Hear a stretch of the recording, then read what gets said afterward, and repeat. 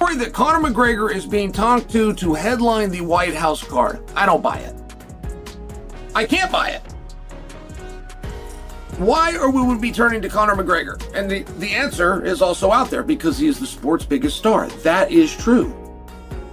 So is that what you need? If you've got the open checkbook and you've got the magic wand, without saying names, do you say, I'm going to put as my main event the sport's biggest star? Is that your answer? Doesn't matter who he's fighting. What if it's a championship match?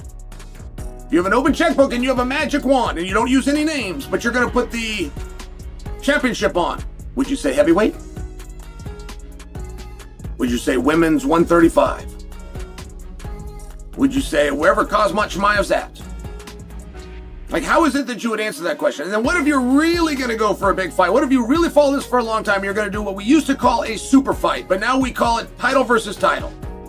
You're going to take the champion of a weight. Interested in fighting again, there simply isn't anyone on the current UFC roster who motivates him enough to make a comeback.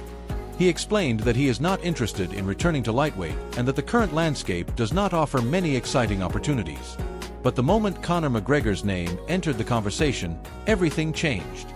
Diaz didn't hesitate. He immediately pointed toward the possibility of a trilogy fight and made it clear that there is unfinished business between them. And honestly, can anyone blame him?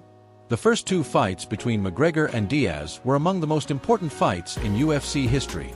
When they first met at UFC 196, McGregor was considered untouchable. He was knocking out opponents, dominating headlines, and becoming the biggest star the sport had ever seen. Then Nate Diaz stepped in on short notice and shocked the world. He absorbed McGregor's power, survived the early storm, and ultimately